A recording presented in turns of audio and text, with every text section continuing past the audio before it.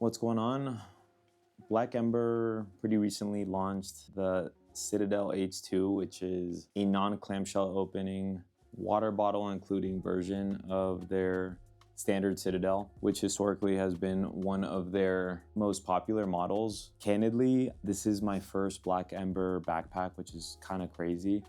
I am just one of those weirdos that my perfect backpack does have a water bottle holder, whether it's internal, external, just something beyond throwing my water bottle in there. And I know it's not the case for everyone, but that's been a component that has on one end kept me from trying Black Ember, but on the flip side got me very excited that I could finally do that. So on this video, I'll share my thoughts focusing on the things that I love the most about it. I'll point out a few nitpicks that I have with it, walk you through it, but also share my thoughts on how it stacks up against Aer CPP2, which is arguably one of the most popular backpacks on the market right now. If you like the CPP2, you're probably looking at this. And if you like this, you're probably also looking at that. So if you're undecided on which one to go with, I'll share like what areas each one does better than the other in my personal opinion. So let's get into it.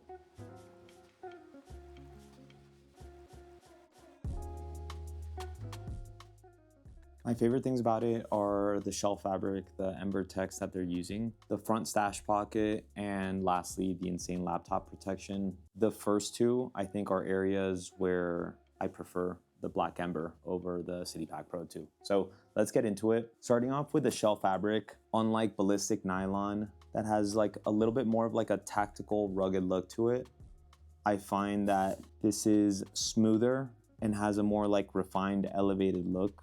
And it's also more malleable, which is really nice. Weave is tighter, so while it does attract like lint and pet hairs in the way that ballistic nylon does, I feel like it just comes off way easier and cleans off more easily. Second thing that I really love about the Black Ember is the front stash pocket. As you can see, design-wise, very similar to what the Aer like CPP Pro, their travel line, what they're doing.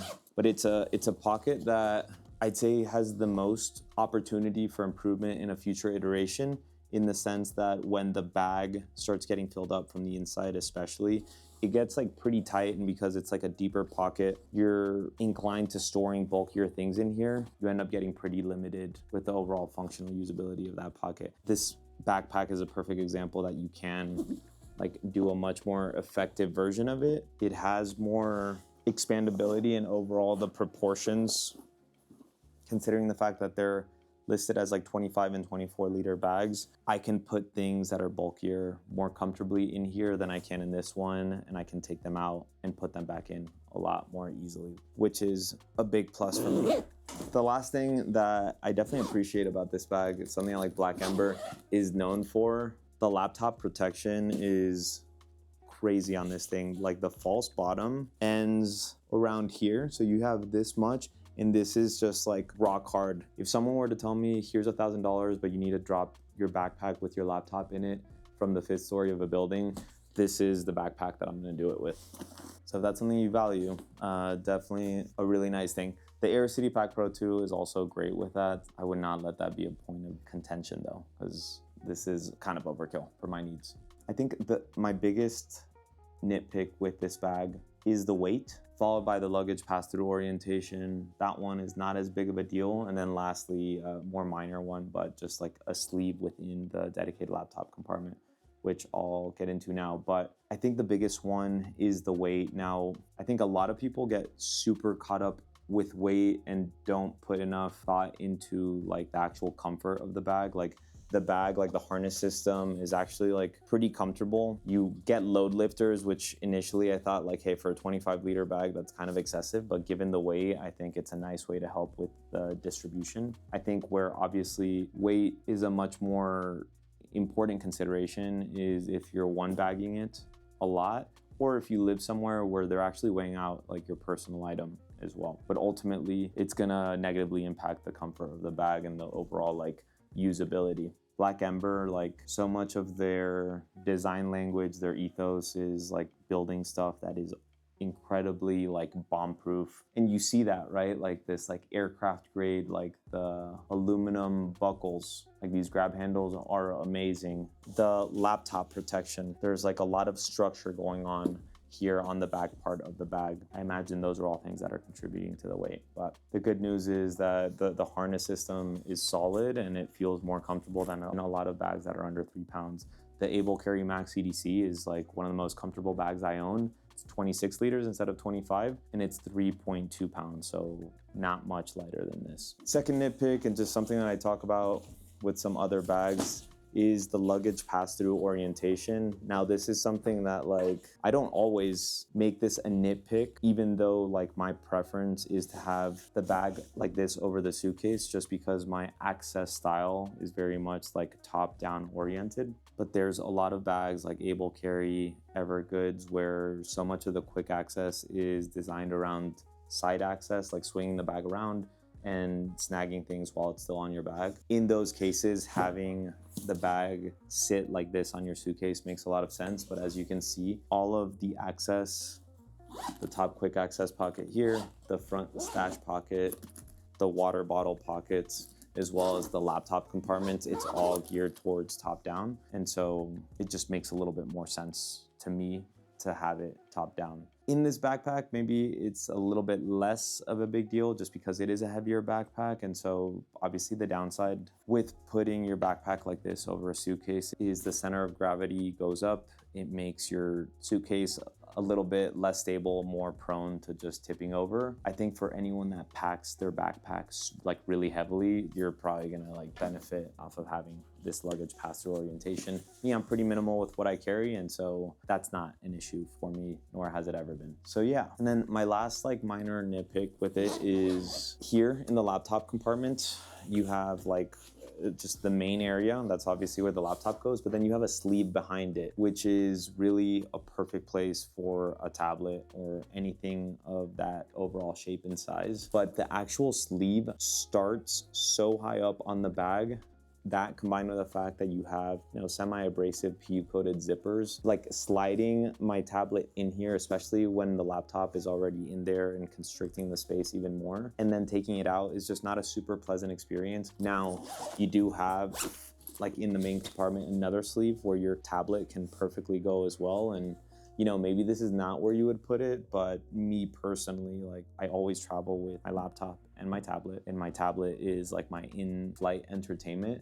And as I'm going through security, like I really strongly prefer having my laptop and tablet in the same place. I travel very oftentimes with wife and 2 kids where it's absolute chaos and just trying to minimize the amount of friction going through security. And that might seem like, like just a short, quick step, but it's those little things, right, that I geek out on. So I will walk you through it now, pack it out just so you can get a sense for what comfortably fits in here. Okay, so here you have the front stash pocket that I was talking about. That's pretty spacious. Just to give you an idea, like Evergoods Cap 1 fits in here super comfortably with extra space. And then beyond that, you can put something like thick gloves, neck warmer, beanie. Like right now, especially it being winter, like being able to throw those 3 things in there is fantastic. You're gonna see here that their zipper pulls are actually like on the longer side, but they're Hypalon, good grip. I don't mind them at all. And the reason for it is so that you can actually like thread it through here for security. And it's like really easy to do. I've seen a lot of like anti-theft zipper pulls where it's just not as intuitive, takes more time. You end up not using it as much, but that's actually like really satisfying to do as well. Down here, you'll see that there's little slits, and that's for like the nylon webbing compression straps that you can get with it so that you can like store things under it, like an umbrella, jacket, whatever it might be. Then here you have a top quick access pocket.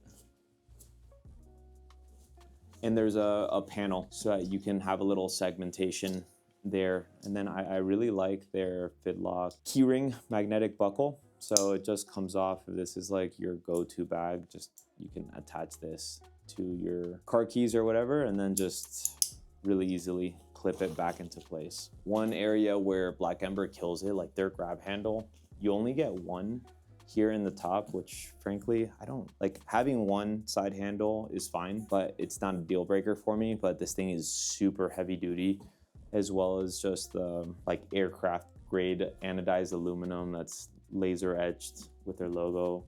Really adds to the overall badass bomb-proof look and feel of their bags. You have water bottle holders on both sides. This is a 32-ounce hydro flask, and it fits like, well, anything bigger than that might struggle, and anything taller, like because the zipper, it's a half shell, it's gonna get like more in the way as you have something bigger. But 28 ounce also fits in there great. As far as like the back part of the bag goes, you get like this nice ventilated mesh over ventilated foam padding. That luggage pass-through that I talked about, insane laptop protection. The false bottom ends like here, just a ton of structure all around here. And then the straps themselves, good amount of cushion. I'd say like comfort wise, they're like an 8.5 for me. They have ladder style sternum strap holder, so you can adjust it by like pulling out the anchor and moving it, with a little magnetic buckle for the sternum strap. They do something interesting for the actual strap keeper for the webbing. As you can see it, like as you tighten it, it kind of glides to wherever it is. The elastic band is right here. So even though it's like a little bit less intuitive from a tightening perspective, it is pretty nice that like you don't have to think about, like there's times when this little elastic band, the strap keeper, goes below and you have to kind of like rethread it over the webbing. Here that never happens. And then you've got some load lifters on the top, which initially I thought for a 25-liter bag was overkill, but I think for anyone that's gonna like one bag it with it, which I think is definitely a more than adequate size for it, and given the like 3.5 pound weight of the bag, having that I think is a nice added bonus.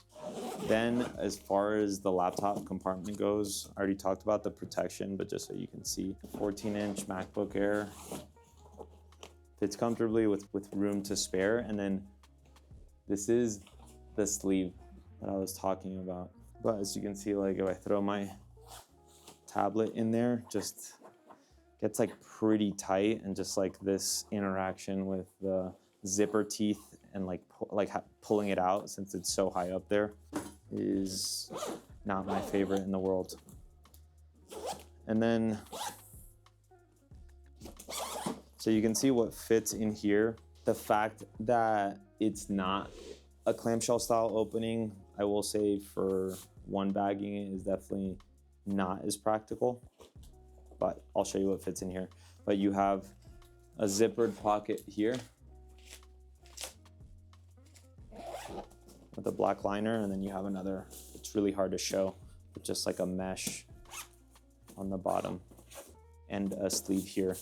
Really premium ripstop nylon liner. Now, as far as like what fits on the inside, here's like, say like 3 days worth of clothing. A few mid layers, let me just throw that in this packing cube.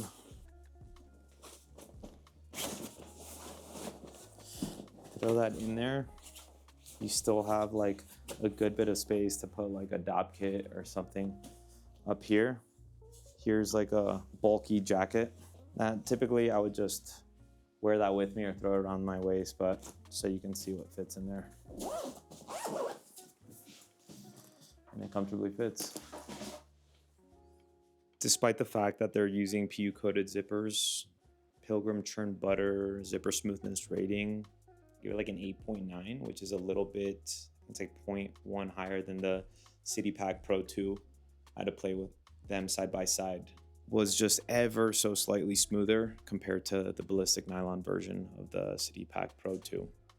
Final thoughts, this bag is $265. If you've always been appealed by Black Ember's design language, but you, similar to me, like value having a water bottle pocket in your everyday carry or travel backpack, and you're finally like interested enough that you're considering buying this backpack, I think it's a fantastic option if you're trying to decide between this and the Aer CPP2, which, as you can see, there's definitely some design similarities, you know, having the top quick access pocket here with just like the signature horizontal front stash pocket.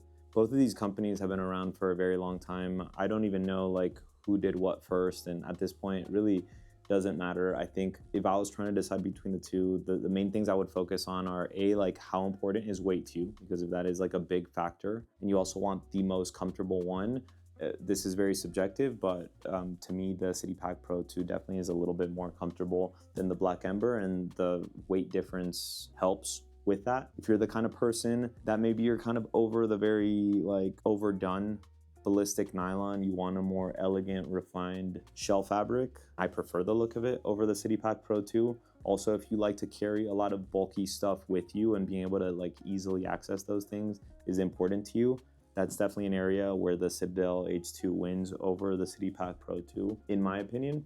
And the last important consideration as you're trying to decide between these two bags is the overall size, right? Not only what can fit in here, but also the footprint. So starting off with the footprint, I'm 5'8", 140 pounds. The Aer CPP2, like the proportions of it work really well for me, especially since like I'm like all legs, like shorter torso.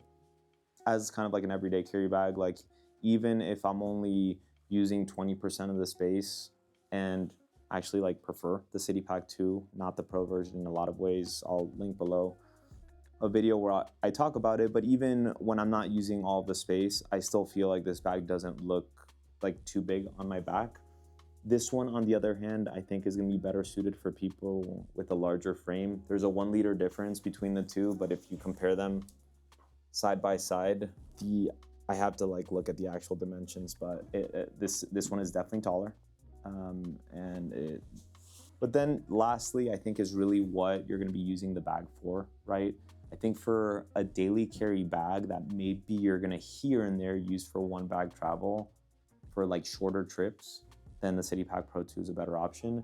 But if you want it to be like your bag for everything and you do a lot of one bag travel, this one just fits like a decent bit more stuff in here more comfortably, both in the front stash pocket as well as in the main compartment. And so I think this makes for like a more complete hybrid of an everyday carry backpack as well as a one bag travel option as well. And having those load lifters does help, even though I find the straps a little bit more comfortable on the CPP2.